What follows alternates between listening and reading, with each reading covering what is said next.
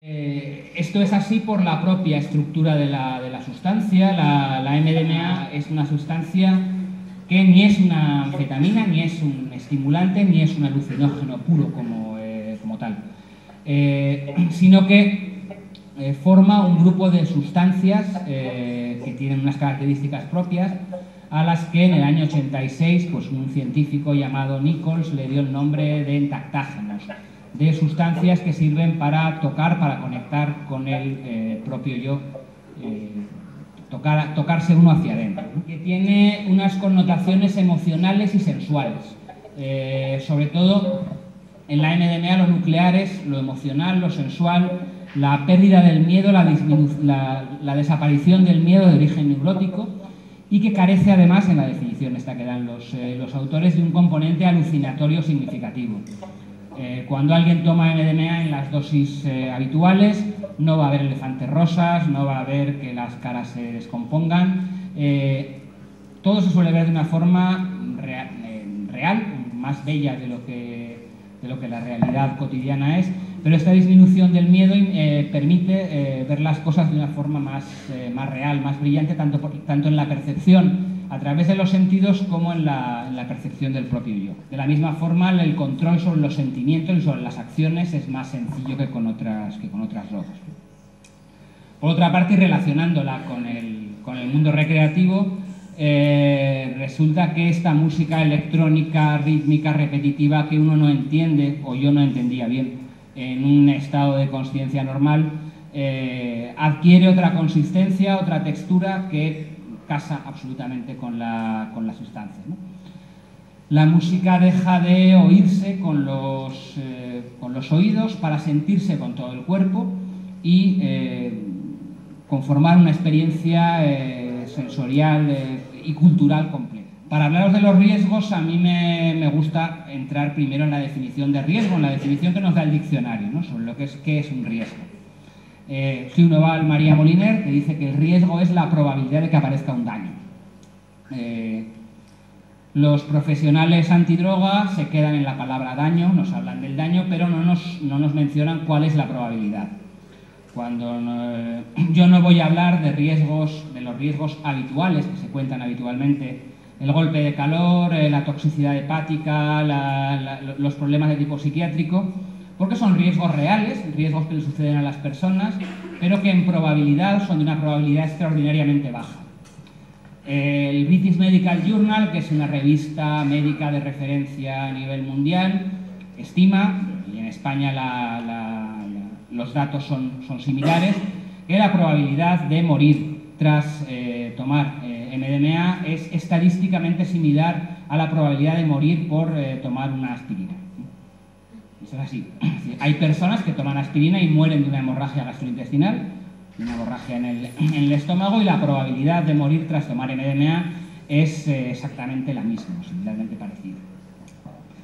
Esto no quiere decir que cualquier forma de tomar aspirina o cualquier forma de tomar MDMA sea igualmente seguro. Si alguien se toma 14 pastillas a lo largo de 6 horas y se pone a bailar hasta las 3 de la tarde debajo del sol, es más probable que le suceda eso que si alguien toma 100 miligramos de MDMA del que conocemos su procedencia una vez al mes en un entorno controlado. Entonces yo de estos riesgos, que ya los podéis leer en otros sitios, no os voy a hablar, os voy a hablar de riesgos reales, de riesgos que suceden en la realidad y que son más comprensibles para aquellos que hayan consumido MDMA o para aquellos que lo tengan pensado hacer, ¿no? Son fundamentalmente tres síndromes clínicos claramente establecidos y caracterizados, que son el síndrome Telmag, el Temama y el API. El síndrome Telmag son las siglas de tía, eres la mejor amiga de la galaxia, ¿no? Esta empatía que da la MDMA, esta apertura emocional, da lugar a que cuando alguien está en una discoteca bailando, pues la facilidad para hablar con los demás y alguien te acabe contando su vida y milagros desde que los problemas que tuvo en su vida, en su infancia y nada. Pueden darse dos circunstancias.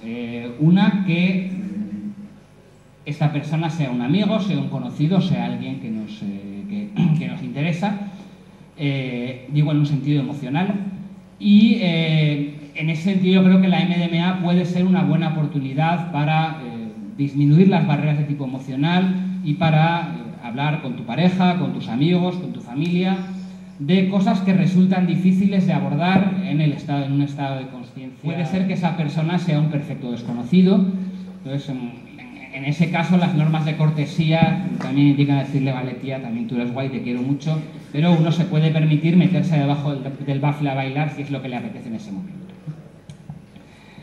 El siguiente síndrome del que tenemos que hablar es el síndrome T-MAMA, que son las siglas de todo es maravilloso a mi alrededor.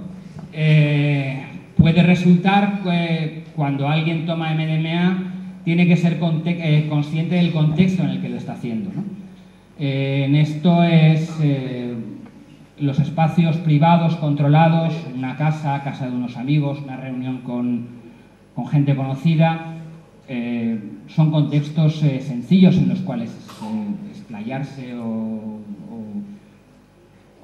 estar de forma tranquila y poderse expresar como tal, pero uno puede estar en una discoteca de bacalas en la cual lo que está corriendo es la cocaína y la tensión se masca alrededor.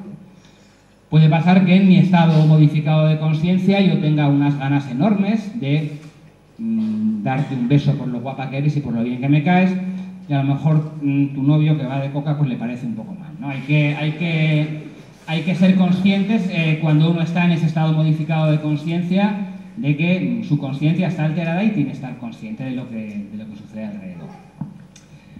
Y el tercer síndrome importante del que os quiero hablar es el del API, que es el acoso al pasillero indiscriminado. La MDMA cambia o de la MDMA se aprende. La mayoría de las personas aprenden cosas de la sustancia, más, menos, depende de la persona y del contexto y de su momento. Hay personas, yo creo que la mayoría de las personas aprenden algo, hay personas que no aprenden absolutamente nada. Por motivos farmacológicos o psicológicos pues no les aporta nada especial. Y hay un tipo de personas en las cuales la MDMA, la mayoría cambia algo y una minoría o no cambia nada, o bien cambia su vida de una forma importante. Yo conozco 3 casos de este tipo de personas en los cuales la MDMA supone un punto y aparte en su vida por distintos motivos, ¿no? El caso del API al que me refiero es una persona, médico de familia, 40 y tantos años en Galicia, por si alguien se de allí, que a raíz de la MDMA decide que todo el mundo tiene que tomar, que todo el mundo tiene que aprender, que todo el mundo tiene que conocer la sustancia, porque es fantástica, maravillosa y genial. En ese sentido, el tener claro que estamos hablando de un psicodélico, de un modificador de la conciencia, y que hay que ser prudentes en ese sentido. Como os he dicho al principio, es una droga más fácilmente manejable que otras drogas. Yo creo que es más sencilla de manejar que el cannabis, por ejemplo, que para la mayoría de las personas es una droga de uso más habitual, pero es un psicodélico que modifica la conciencia y hay que ser prudentes en su uso como con cualquier otra cuestión, ¿no? Aparte de estos 3 síndromes importantes,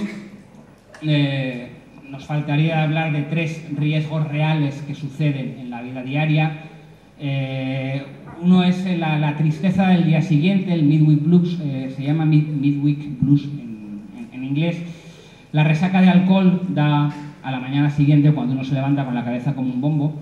La resaca de MDMA suele tardar un poquito más, suele tardar entre 24 y 48 horas en aparecer, y suele ser un poco la cara opuesta de la moneda del estado modificado de conciencia, ¿no? Puede aparecer tristeza, apatía, todo aquello que veíamos tan bonito de repente se ve muy triste. Este efecto depende de las dosis, de las frecuencias, y hay personas que en momentos vitales o en determinados momentos pueden ser más susceptibles a ello, ¿no? El saber que esto puede suceder y el ser prudentes con las dosis y con las frecuencias, y saber que todo lo que sube tiene que bajar, y que programar cómo uno utiliza la sustancia. Por favor, hacerlo el viernes por la tarde, no el domingo, si el lunes hay que ir a trabajar o al colegio, tienes que ir a casa de tu madre, ¿no?